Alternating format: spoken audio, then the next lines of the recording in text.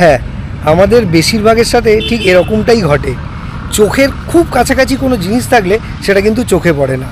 আমি আসলে এখন যে মন্দিরটার পাশে দাঁড়িয়ে আছি এটা হলো একটা জোড়া শিব মন্দির, আর এটা রয়েছে গড়িয়া বোড়ালে। আর আমার বাড়ি থেকে এটা মাত্র 1 কিলোমিটারের মধ্যে। তবে এমন নয় যে মন্দিরটা আমি কখনো দেখিনি। এই মাঠে, মন্দিরের পাশে এই মাঠটায় এসে আমি বহুবার খেলাধুলো করেছি। আর পাশে যে রাস্তাটা দিয়ে গাড়িগুলো যাচ্ছে ওখান দিয়ে আমি রেগুলার দিন রাত যাতায়াত করি। তবে এটা খেয়াল করতে আমার একটু সময় লেগে গেল যে মন্দিরটাকে রেনোভেট করা হচ্ছে। আচ্ছা, এবার তোমাদের বলে দিই যে মন্দিরটা কত সালে তৈরি হয়েছে। মন্দিরটা তৈরি হয়েছে কিন্তু 1698 সালে। মানে ভাবতে পারছো 300 বছরেরও বেশি পুরনো একটা মন্দির কিভাবে দাঁড়িয়ে আছে।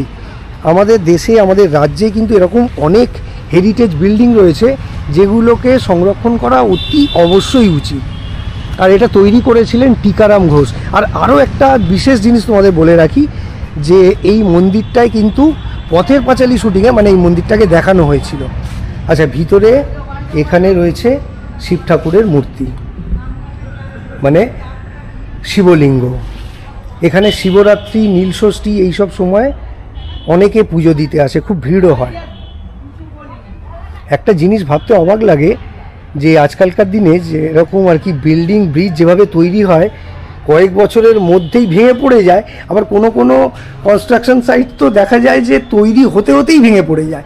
সেখানে এত বছর ধরে এরকম একটা মন্দির দাঁড়িয়ে আছে, ভাবলেও অবাক লাগে। ইঁটগুলো দেখো, ইঁটগুলো কিন্তু একটু অন্য প্যাটার্নের, মানে 300 বছরের পুরনো ইঁট। ভাবতে পারছো তখনকার ইঁট এরকম হতো, পাতলা টাইপের।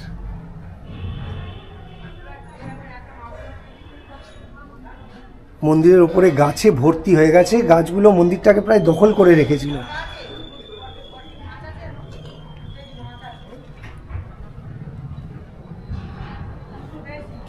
এদিকে রয়েছে আরও একটা মন্দির, মানে পাশাপাশি দুটো মন্দির, জোড়া মন্দির।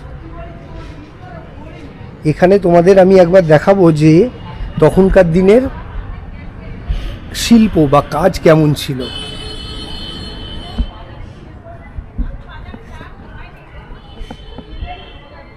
কারুকার্যগুলো দেখতে পাচ্ছ,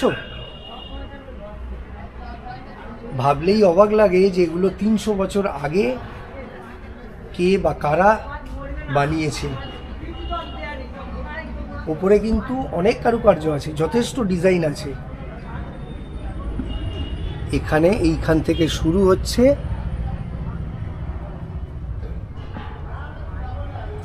আর এই হলো ডিজাইন। তো এটা জেনে খুব ভালো লাগছে যে কোনো একটা সংস্থা দায়িত্ব নিয়েছে এরকম পুরনো মন্দিরকে রেনোভেট করার। আমি ছোট থেকে এই মন্দিরটাকে দেখছি, কখনোই এরকম কিছু হতে দেখিনি, যার জন্য আজ এই এত গাছগাছালি গজিয়ে গেছে।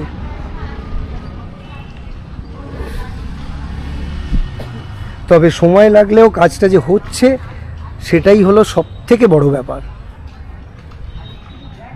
এই চারপাশটা দেখো কেমন।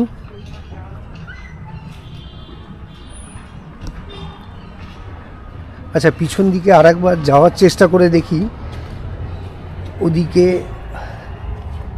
মন্দিরটার অবস্থা কেমন। এদিকেও কাজ চলছে।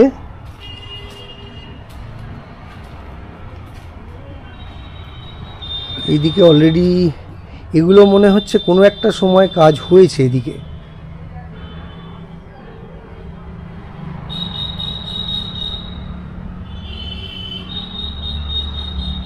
আর এটা হলো এই দিকটার পিছন দিক। উপর দিকটা যথেষ্ট ভেঙে গেছে। আমি একবার আমার এই স্টিকটাকে লম্বা করব যাতে উপর দিকটা তোমাদের দেখাতে পারি। আশা করি এবার তোমরা দেখতে পাচ্ছ।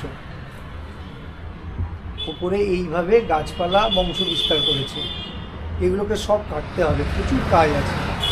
আর যদি খুব ভালো করে পারফেক্টলি সংস্কার করা হয় তাহলে আশা করি এই মন্দিরে ভিড় আরও বাড়বে, আর আরও দূর দূর থেকে লোকজন এই মন্দিরটাকে দেখতে আসবে।